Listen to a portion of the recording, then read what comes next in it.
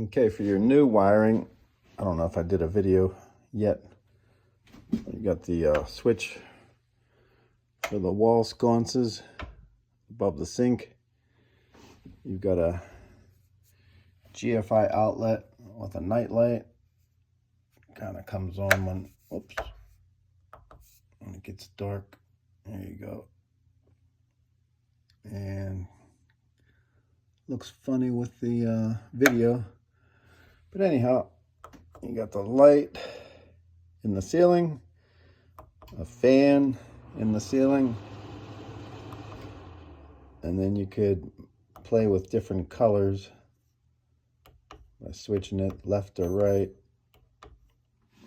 for the LED. You can take it through different shades.